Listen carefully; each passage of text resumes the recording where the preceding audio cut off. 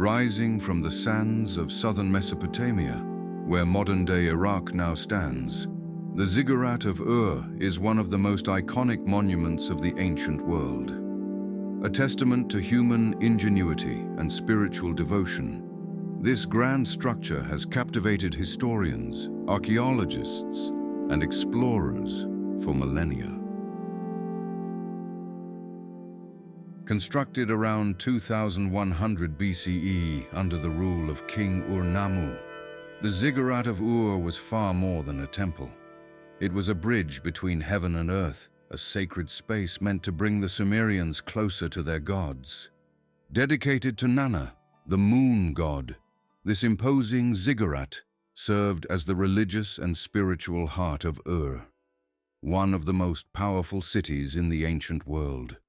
At its zenith, Ur was a thriving center of culture, trade, and political power, with the ziggurat as its crowning architectural achievement. But what mysteries remain hidden within the walls of this ancient structure? Why did the Sumerians invest such immense resources in constructing this sacred monument? And what does it reveal about their deep connection to the divine?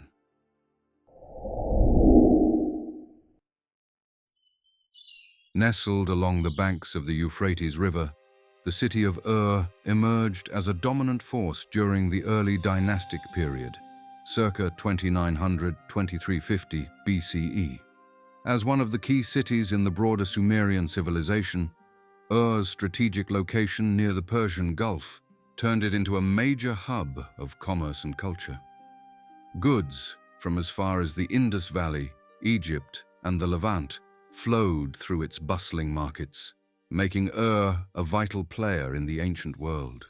However, it wasn't just trade that made Ur significant. The city was also deeply religious, with its devotion centered around Nanna, the moon god. Ur's religious significance reached its pinnacle under the rule of King Ur-Nammu, the visionary leader who would forever change the city's fate.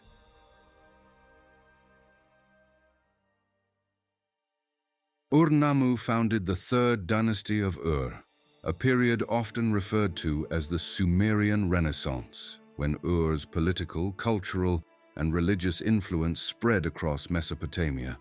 Under his reign, Ur experienced an era of centralized control and prosperity. Ur-Nammu's establishment of a written legal code, which predates Hammurabi's by centuries, set the tone for governance in the region. Yet, his most enduring legacy is the Ziggurat of Ur. For Ur-Nammu, the ziggurat wasn't just a temple. It symbolized the connection between the earthly and divine.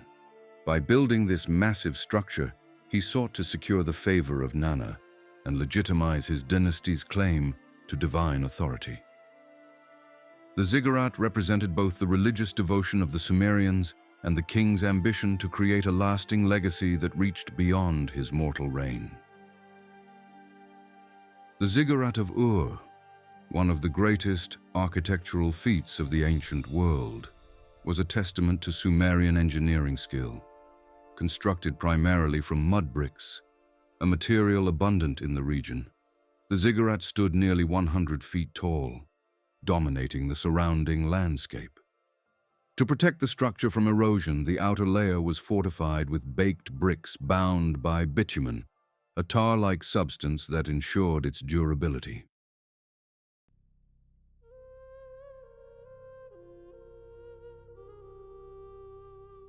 The ziggurat was built in the form of a step pyramid, with its distinct terraced design reflecting the Sumerians' belief in the divine hierarchy.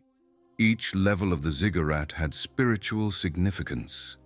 The base was where the common people gathered for festivals, while the upper levels were reserved for priests and the king, serving as intermediaries between humanity and the gods.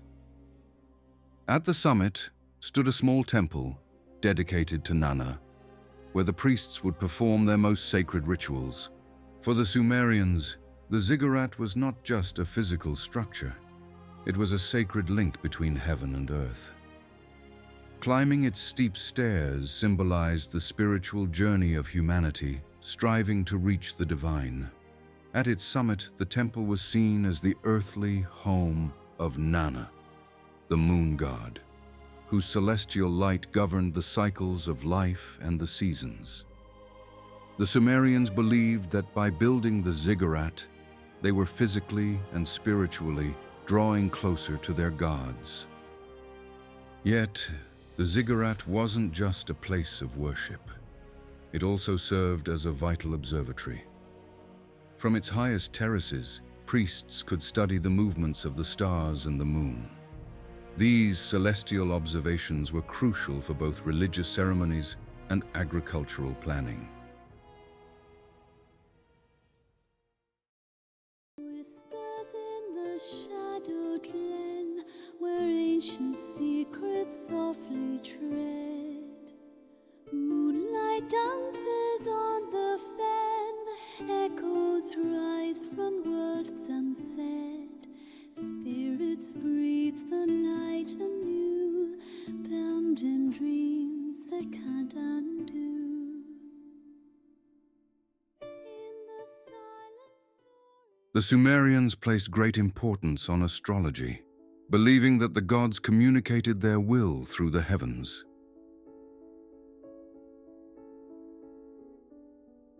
From the ziggurat's elevated position, priests carefully studied the stars and planets, tracking the cycles of the moon, the movement of Venus, and other celestial phenomena. To the Sumerians, these observations were not just scientific. They were spiritual acts that revealed the divine order of the universe. Sumerian priests created some of the earliest known star charts, mapping the positions of celestial bodies with meticulous care.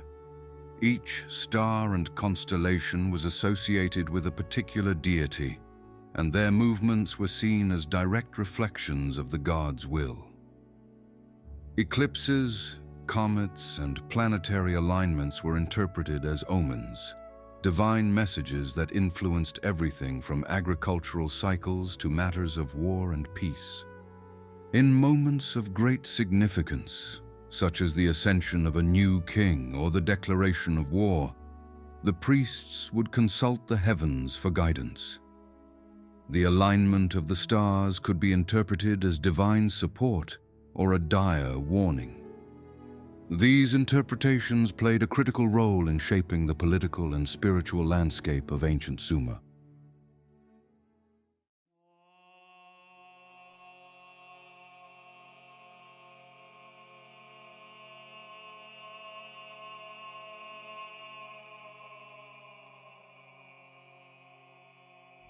The Ziggurat of Ur was the spiritual heart of the city, where the most important rituals and festivals were held. Each day, priests ascended the ziggurat steps, drawing closer to the heavens where Nana was believed to dwell. At the summit, in the Gigan temple, they offered food, drink, and sacrifices to the moon god, performing sacred chants and prayers to invoke his favor. These daily rituals were acts of devotion, but they also served a greater purpose. The Sumerians believed that these offerings ensured Nana's favor in matters of harvest, fertility, and the city's stability. Through their gifts, they engaged in a divine exchange that kept the cosmos in balance.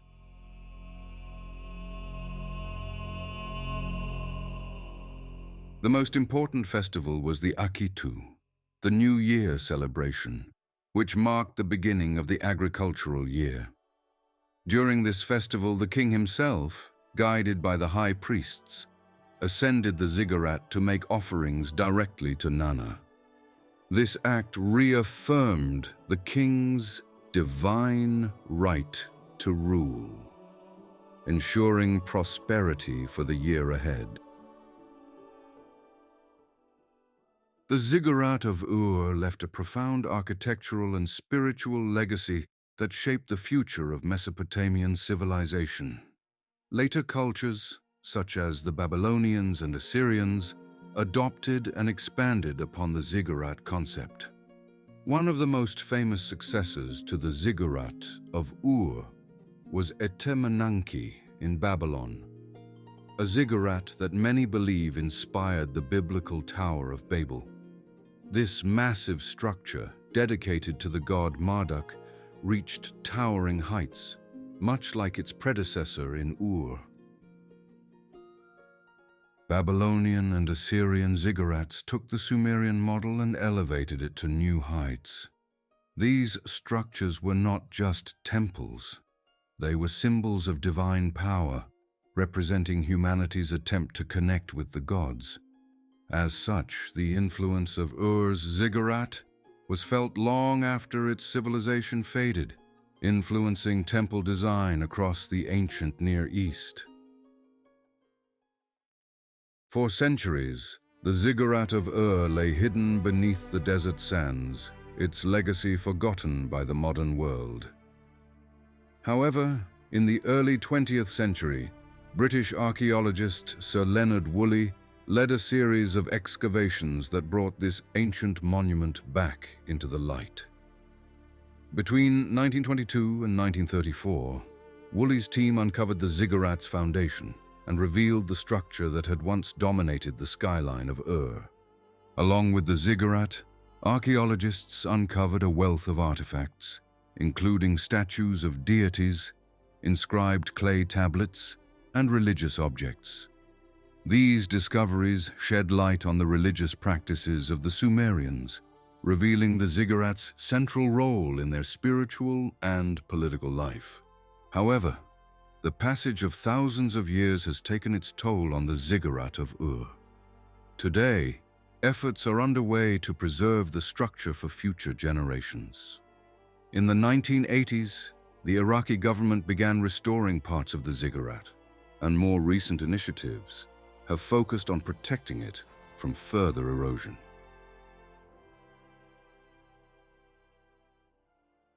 Today, as we marvel at its weathered bricks, we are reminded of the Sumerians' profound influence on the world we live in. Through the rediscovery of this ancient monument, we gain a deeper understanding of our shared human history, a history defined by the quest for meaning, connection, and transcendence.